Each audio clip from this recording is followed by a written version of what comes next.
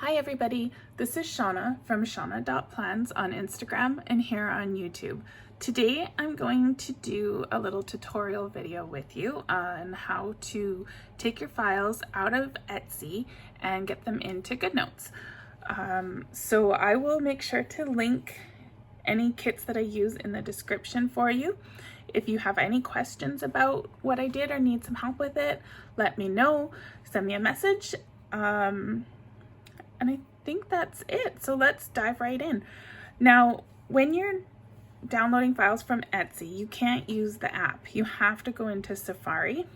So once you get to Safari, you can tap your little profile here and then select purchases and reviews. Now, I've already done that and scrolled to the page that I want to work with. So you don't have to scroll through all my purchases with me because I might have a shopping problem.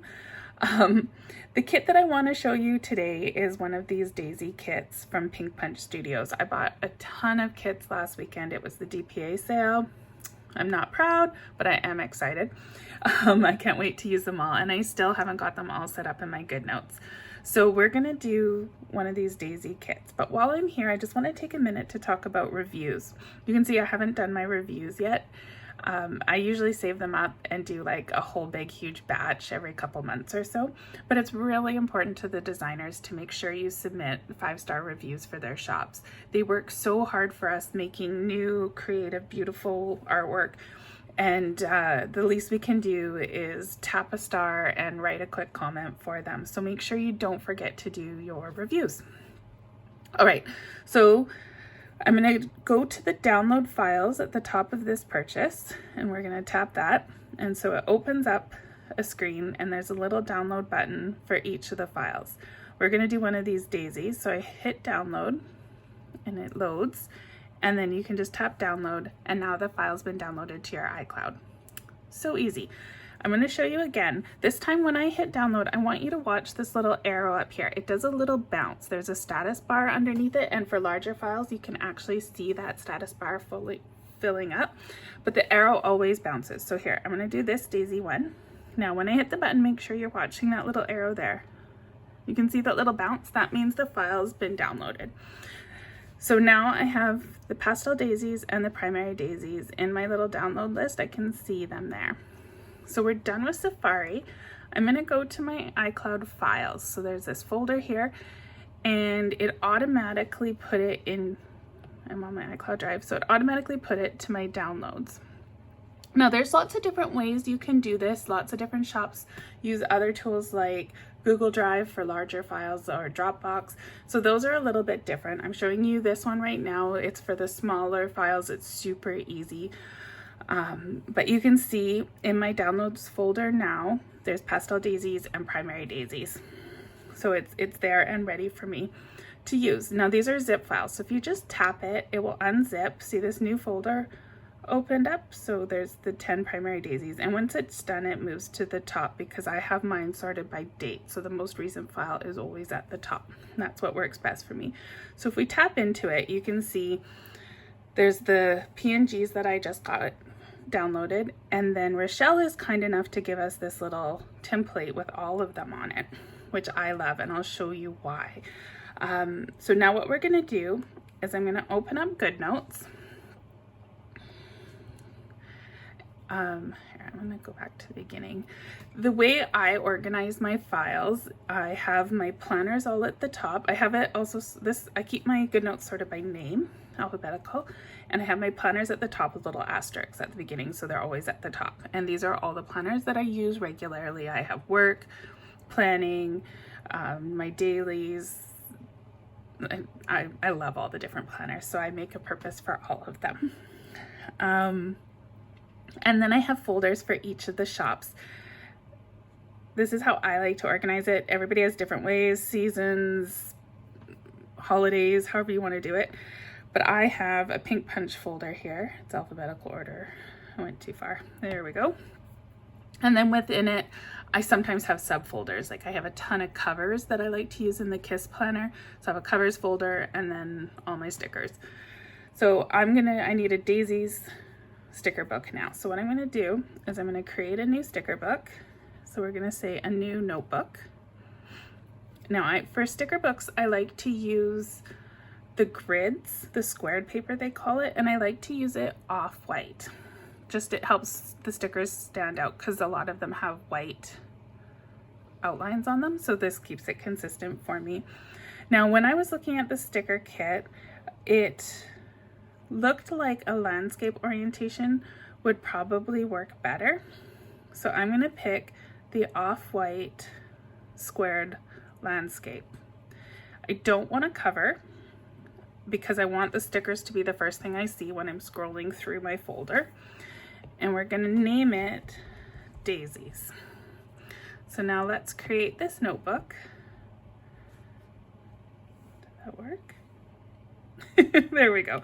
So now we've created the notebook. You can see it's a lovely landscape page. And what I'm going to do now is I need to open up my files. So if I just drag up from the bottom, I'm going to do that again so you can see. So I'm just dragging my finger up from the bottom and I bring up the menu bar. This is my saved items. This side here is my recently used. I know that I recently used the folders because we were just in there looking at them, so I knew they'd be there. So I'm going to tap it and drag it up and just move it to the side. I'm left-handed, so going left to right works best for me. Maybe you prefer the other way. You could drag it to this side and do the split screen that way. So now I'm going to just pinch this in so I can see my whole page. So the first thing we're going to do, we're going to grab this template sticker and I'm going to stretch it to the side that I want, size that I want it. Okay. I'm going to swipe and make a new page here so I have a clean working space. And I'm going to drag each of these flowers over. Sometimes when you do them, they drag so they end up the same size. I don't know if you can tell because they kind of stagger a little, but they're all kind of working out to the same size. That second one went a little weird. I don't know why. Sometimes that happens. Yeah, the yellow one looks a bit small. And so I'm just doing kind of a long press and then a drag. Sometimes it doesn't like to do that. This pink one's not letting me drag it for some reason. So I'm gonna say copy and then I can press and paste. So now not all of them, but a lot of these flowers are all gonna be the same size, which will make it easier to organize them on the other page so that they look nice. I'm gonna grab one of the ones here that I know, oh my goodness, that I know turned out about the same size as most of them. I think that, I know the red one did. I want the red one, there we go. And I'm gonna just drag it to the side a little. I'm gonna grab them all and I wanna do a resize. So I need to make sure my images are turned on my lasso. I'm gonna do a resize. Let's just make it kind of small there. And now I'm gonna cut this whole pile of all 9 stickers and I'm gonna paste it over here on the side. And what I wanna do is I wanna resize so this one that I dragged out looks like it's about the same size as the template. There we go. So I'm happy with that. Now I'm just going to move them to the side there. Now we're done with the files. So I'm going to close that and I have my whole screen to work with now. So now I'm just going to line up the stickers so they match. And hopefully they're all about the right size. It makes it nice and easy.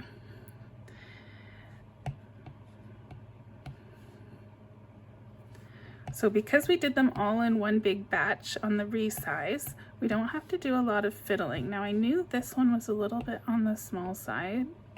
I don't know why, but it was. And this doesn't have to be exact because these are just your sticker book. You're gonna grab them and put them in. If it was something like a date cover where you want them all the same size, so when you put them in your calendar, I might be a little bit more careful. But with these flowers, done. So now what I'm going to do is if I tap here in this blank space, it should let me pick up that template that I put underneath all the stickers. So I grabbed it there. If I tapped on a sticker, it would only give me the little one because I have that on a layer above the template. I put the template down first. So I'm going to tap here, grab my template and delete it because I don't need it anymore. And there we go. I have a complete sticker file. So now if I scroll through my Pink Punch files, we should find those daisies. Oh, there they are. They're right at the top. So there's the file that I just made and it's ready to go. So that's it. Quick and easy how to make a Goodnotes file from your Pink Punch purchases. I know some people like to just work straight out of Goodnotes, how I had it split screen. If you didn't want to make a sticker book, you could just leave them there and build your spread right out of that iCloud file. Let's go back into it for a second here. Rochelle is amazing. She labels all of her stickers what they are. So if I wanted to find green daisies, I could search, and if I could spell properly, it would just show up. There we go. So those are the green daisies. So keeping it in the iCloud to do your planning also works really well, especially for the designers who name their files. Now, one last little cleanup, because I like to keep my iCloud clean and not too cluttered. I'm going to go through, I'm actually going to delete this folder that I've already created, but I'm going to save the zip file because it's zipped, so it takes up less room.